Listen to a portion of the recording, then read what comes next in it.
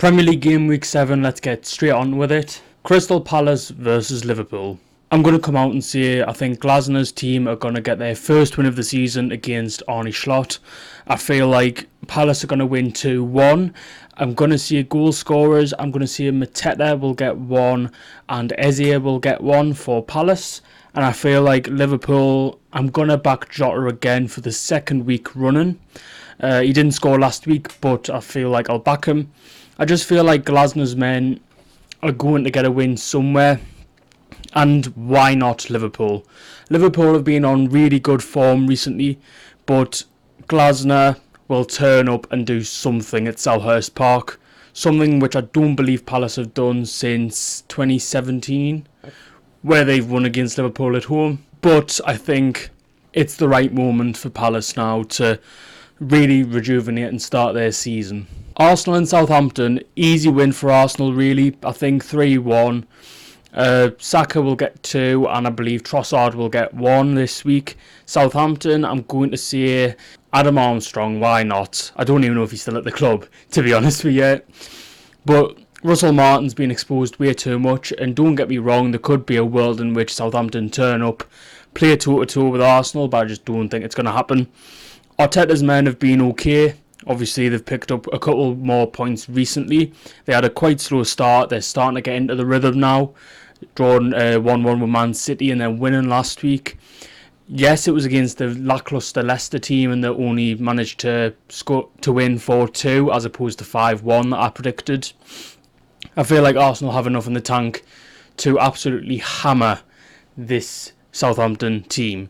The possession-based football of Southampton gets exploited way too much, and even Arsenal, with how they want to play football, know, okay, let's just play counter-attack. Even though we're at the Emirates, let's play counter-attack for this particular game because we know we can exploit them so much. Brentford and Wolves, this has draw written all over it. Mbeumo and Hwang Hee-chan will get the goals for both sides. I just feel like, obviously Mbeumo, however you want to pronounce his name, obviously he's one of the more potent goal scorers. He scored 1 last week. Hwang Hee-chan is probably Wolves' best player when he's on his game. And I feel like both teams will have equal amount of chances, really. It'll be a fairly competitive, fairly decent game of it. You know, it'll be end-to-end for sure. I just feel like both goalkeepers will be on top form. Obviously, Jose Sarr is probably one of the best goalkeepers in the entire league when he's on it. I don't even know, again, if he's starting the game or whatever. I think Johnston's in favour at the minute. I think he's at Wolves anyway.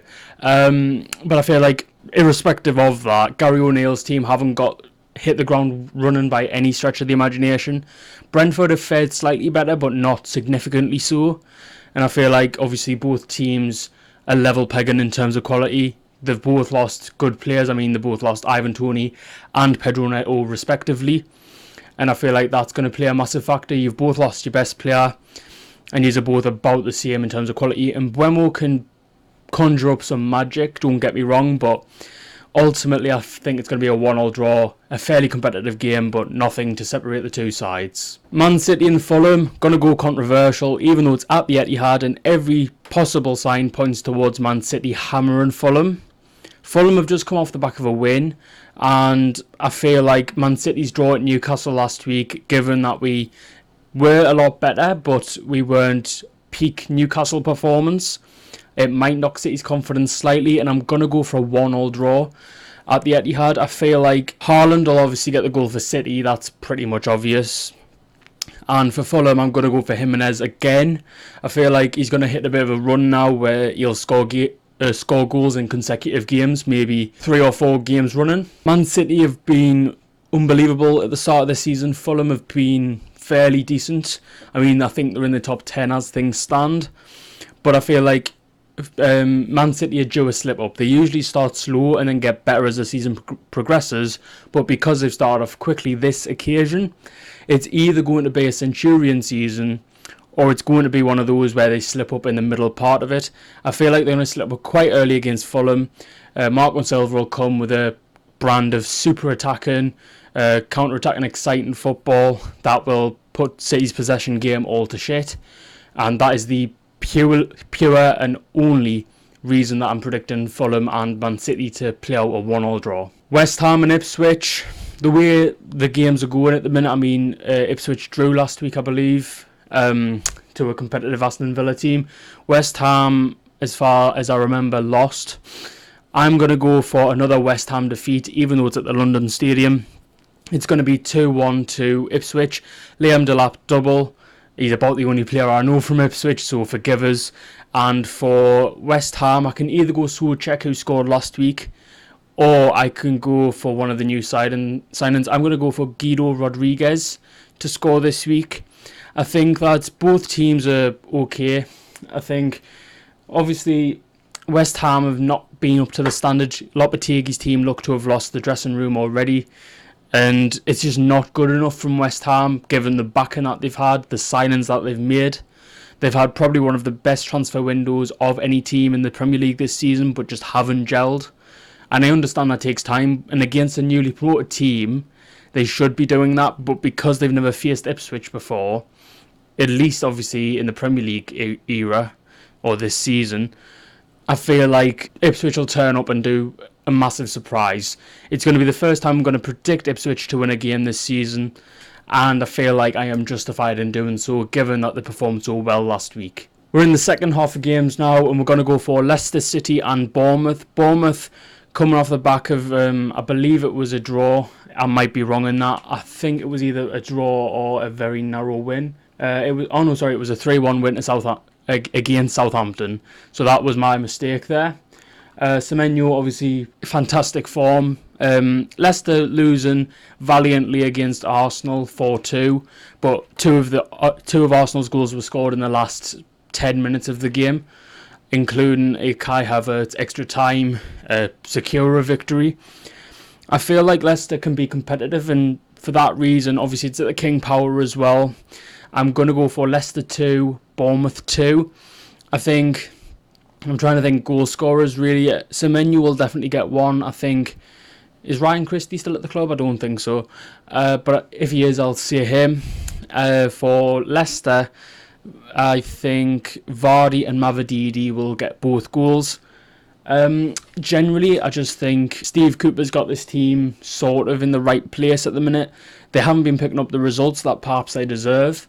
And maybe this is where Leicester pick up wins. But I can't see them getting past the Bournemouth team, who are in a decent vein of form. So for that reason, it's going to be another draw this week. I'm full of it fucking this week, innit? But it's going to be score draw. Very exciting end-to-end game again. And I can see probably Bournemouth taking a 2-0 lead and a valiant fight back from Leicester to draw the game 2-2. Everton and Newcastle. Everton come off a win last week, we come off a draw. Their first win of the season, Everton, and I think the first win at home since November, was it? I'm going to go for, I was going to say a 1-1 draw, but I'm going to be positive. Newcastle played well last week. I'm going to say Everton 2, Newcastle 4. I think the 2 goals for Everton will be Dwight McNeil and Beato if he plays. And then for Newcastle, it's going to be, I don't know if Almiron will play, but I'm going to say Miggy Almiron will get one. And I'm going to say Lewis Hall. I think Lewis Hall will grab one. I think just generally Newcastle's press in the last game has given me a lot of encouragement. Obviously, we went toe-to-toe with Man City. We do always step up our game against Man City, so it's not too far away of a surprise. We weren't convincing in the cup match midweek against Wimbledon, but we were heavily rotated. I think the only starter in that game was Fabian Schär. The rest of them were all rotations. Everton, again, their first win of the season. Is it just a flash in the pan, or is it actually going to be the start of their season? It remains to be seen, so I'm going to be positive. I'm going to say it's going to be 2-1 to Newcastle. 4-2 to Newcastle, I should say. And I've missed out 2 Newcastle scorers, which I've just realised. So Miggy Almiron, Lewis Hall, I think Fabian Schär and Alexander Isak for the 4 scorers. And obviously, as I said, Dwight McNeil and whoever the other one I said was, Beato, for Everton scorers. Aston Villa, Man United. Easy Aston Villa win for me. Man United being unconvincing last week against Tottenham. They were shit. Bruno Fernandes is suspended for this game, I believe, so that, if anything, weakens their position. I think it's going to be a Man United hammer, and I think it's going to be Aston Villa 4, Man United 0. I think John Duran double and Watkins double. I think both strikers are in tremendous form. John Duran once again scoring another wonder goal in the Champions League against Manuel Neuer. Unbelievable again.